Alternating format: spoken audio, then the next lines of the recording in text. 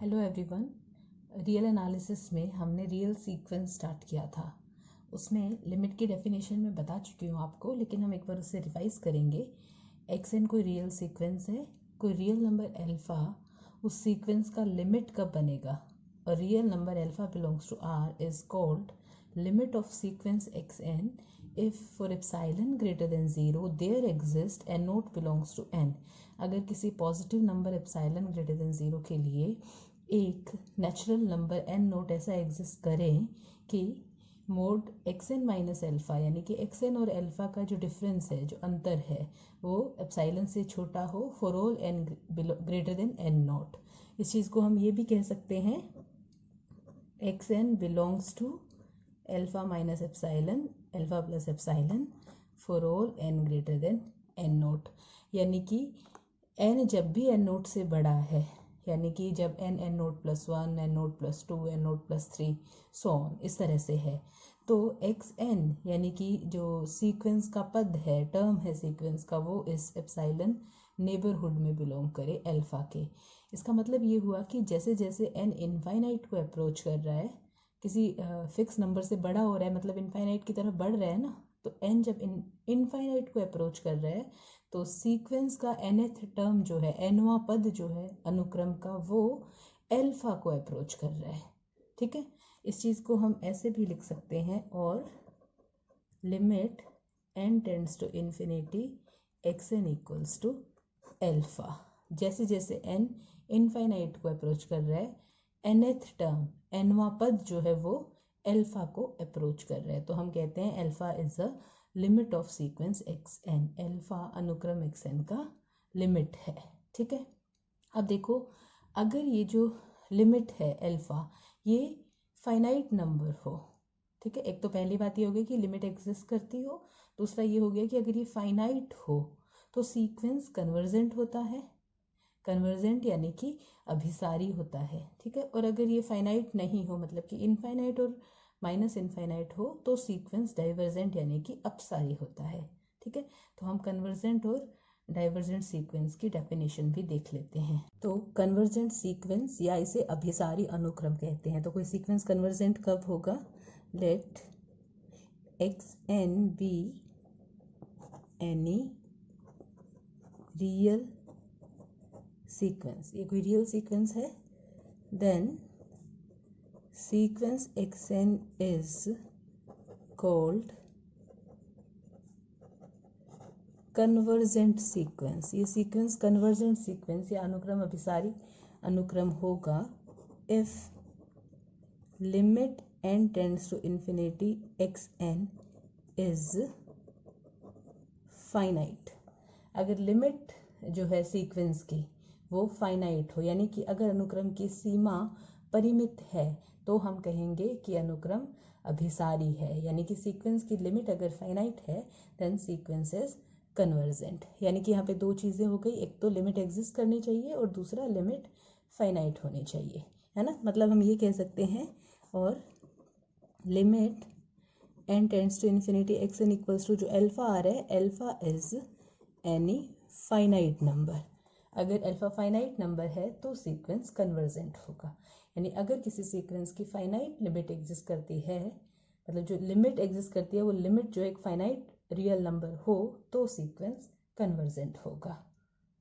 तो मतलब हम कन्वर्जेंट सीक्वेंस में ये कह सकते हैं कि जैसे जैसे एन इनफाइनाइट को अप्रोच कर रहा है, nth टर्म, nवां पद जो है, वो किसी फाइनाइट रियल नंबर की ओर अप्रोच कर रहा है। ठीक है, तो सीक्वेंस कन्वर्जेंट होगा, और हम ये कहते हैं कि सीक्वेंस कन्वर्जेस टू एल्फ़ा।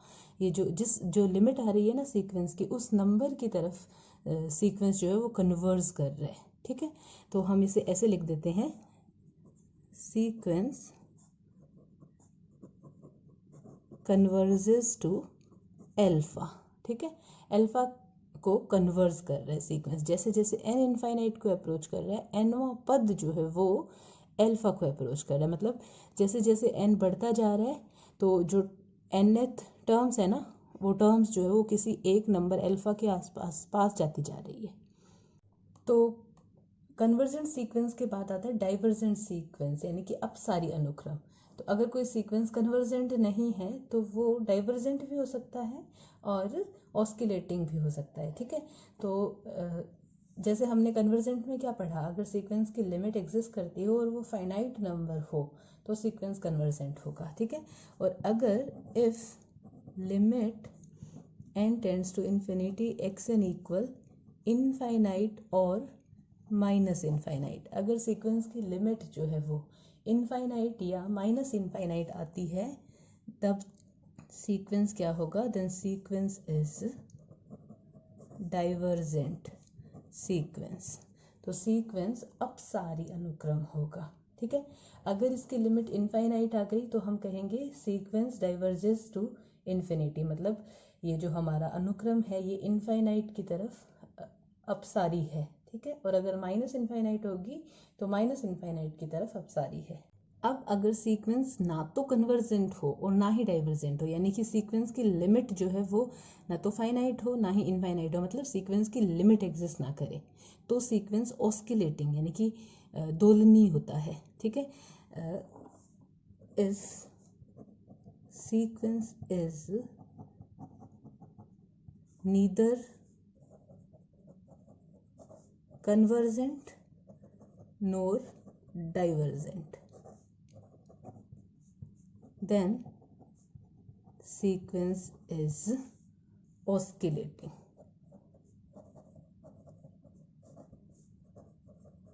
अगर सीक्वेंस ना तो कन्वर्जेंट है और ना ही डाइवर्जेंट है तो सीक्वेंस ऑस्किलेटिंग सीक्वेंस होगा। तो ऐसी सिचुएशन में लिमिट एग्जिस्ट नहीं करती। अब देखिए एग्जांपल से समझते हैं हम, तो एग्जांपल्स ले रही हूँ मैं। जैसे मान लो हमने पहला एग्जांपल लिया सीक्वेंस 1/n।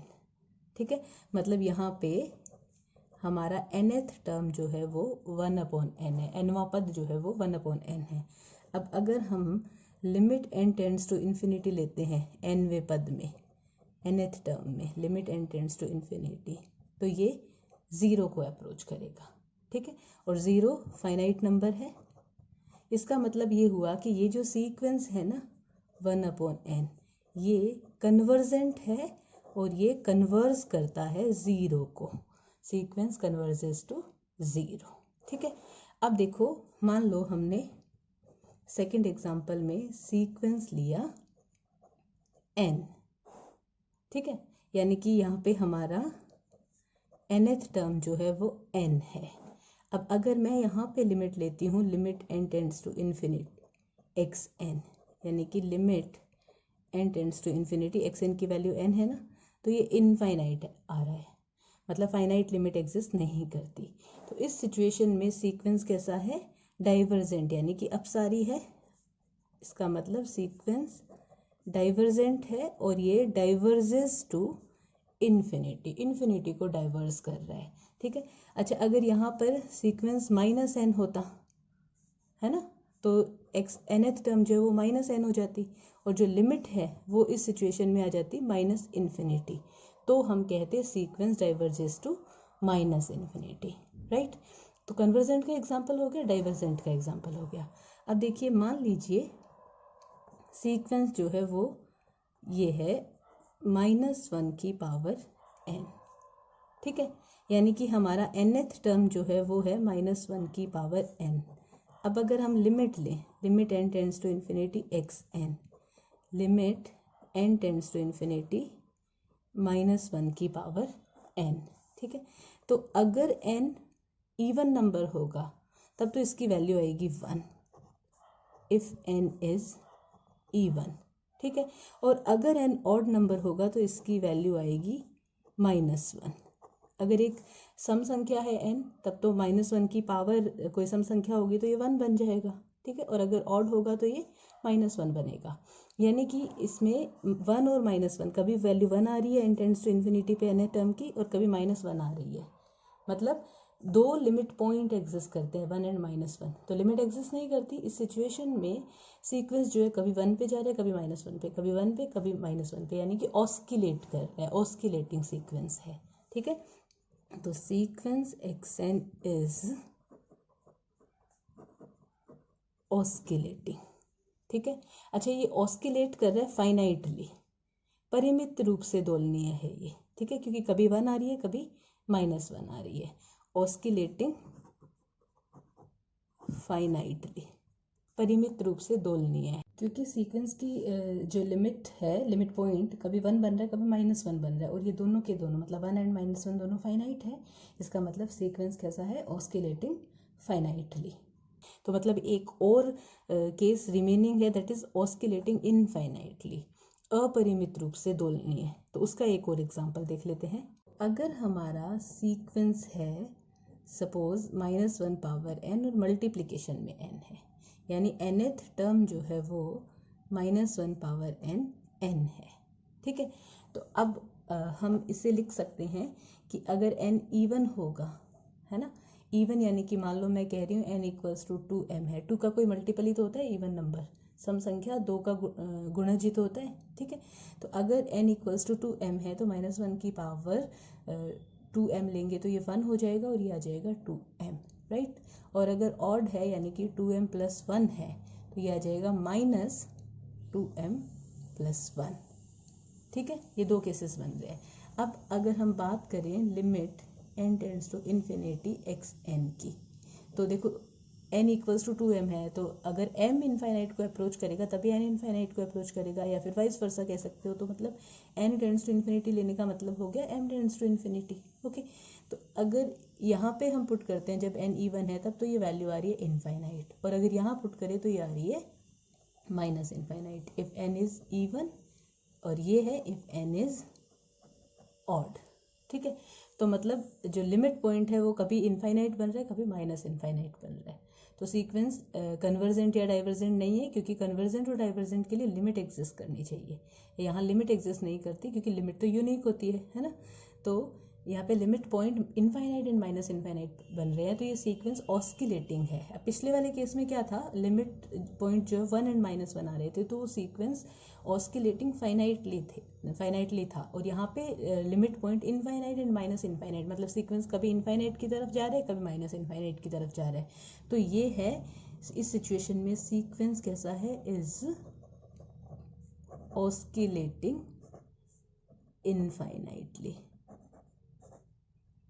इनफाइनाइटली सीक्वेंस ऑस्किलेट कर रहे हैं, ठीक है।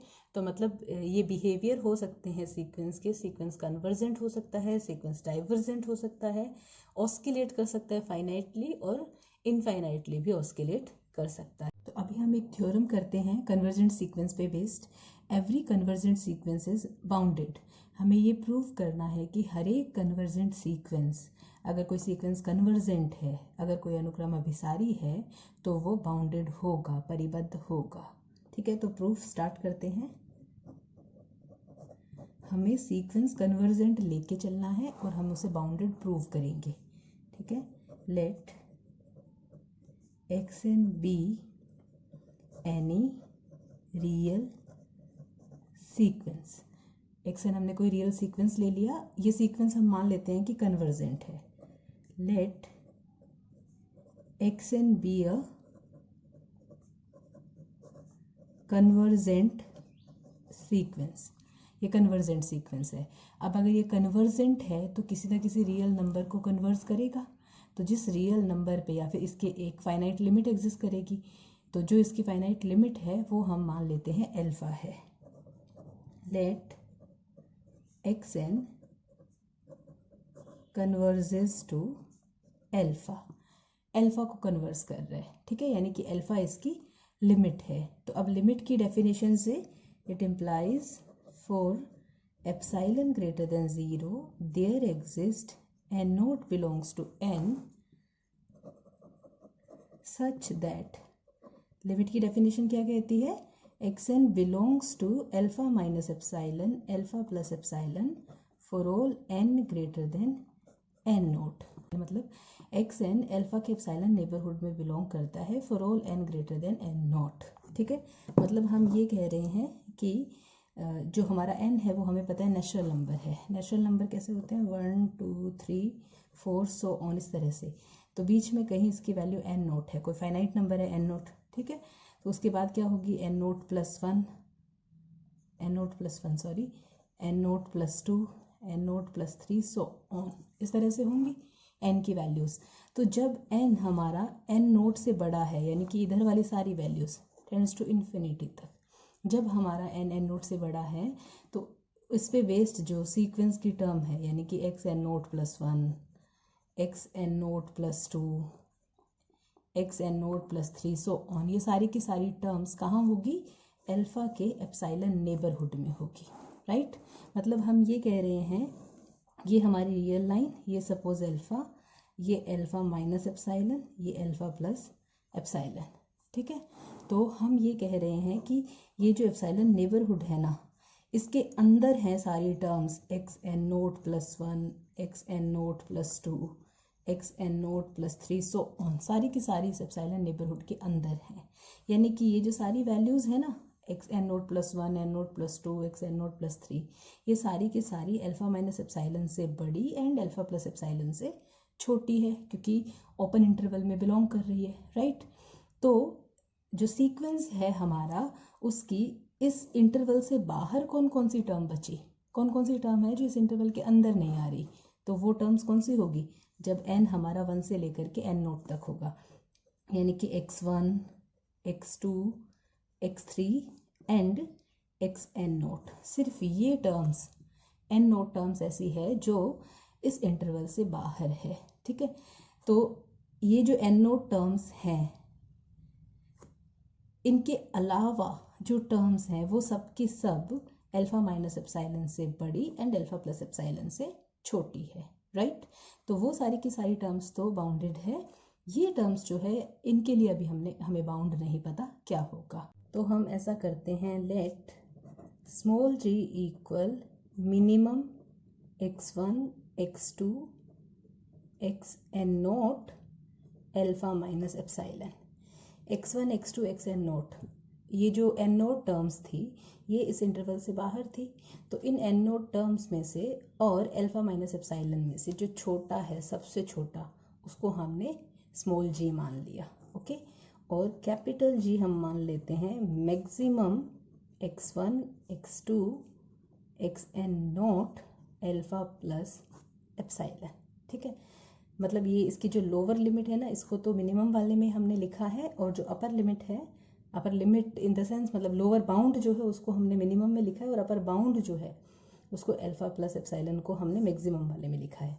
तो ये n note values and alpha plus epsilon में जो सबसे बड़ा है उसको हमने कैपिटल G मान लिया, ठीक है। अब देखिए स्मॉल g इन सब में सबसे छोटा है, इसका मतलब ये सारी की सारी टर्म स्मॉल g से या तो बड़ी है या कोई ना कोई बराबर होगी, राइट, क्योंकि स्मॉल g इनमें से मिनिमम है। तो x1, x2, xn note alpha minus epsilon, इनमें जो सबसे छोटा है ना वो स्मॉल g है, इसका मतलब ये सारी की सारी टर्म स्मॉल g से बड़ी है, ठीक है। और ये जो टर्म्स थी ना सीक्वेंस की बाकी बची हुई, xn note plus 1, xn note plus 2, xn note plus 3, ये ऑलरेडी अल्फ़ा माइनस एप्सिलॉन से बड़ी थी। तो जिस नंबर से अल्फ़ा माइनस एप्सिलॉन बड़ा होगा उससे भी तो वो टर्म्स बड़ी ही होंगी, यानी हम ये कह सकते हैं कि स्मॉल g से सीक्वेंस की सारी टर्म्स बड़ी होंगी। Similarly x1, x2, xn note and alpha plus epsilon में जो सबसे बड़ा है उसे हमने कैपिटल G माना है, यानी कि ये जो वैल्यूज़ हैं इनमें सबसे बड़ा कैपिटल G है, तो ये सारी की सारी वैल्यूज़ कैपिटल G से छोटी है, मतलब अल्फ़ा प्लस एप्सिलॉन जो है वो भी कैपिटल G से छोटा है। और ये जो सीक्वेंस की टर्म्स है xn note plus 1, xn note plus 2, xn note plus 3, ये अल्फ़ा प्लस एप्सिलॉन से छोटी है, इसका मतलब कैपिटल G से सीक्वेंस की सारी टर्म्स छोटी होंगी, राइट। तो स्मॉल g से सीक्वेंस की सारी टर्म्स बड़ी है और कैपिटल G से सीक्वेंस की सारी टर्म्स छोटी है, यानी कि स्मॉल g सीक्वेंस का लोअर बाउंड और कैपिटल G सीक्वेंस का अपर बाउंड, ठीक है। और सीक्वेंस हो गया बाउंडेड, यही प्रूव करना था हमें, ठीक है। तो इसको मैं लिख देती हूँ।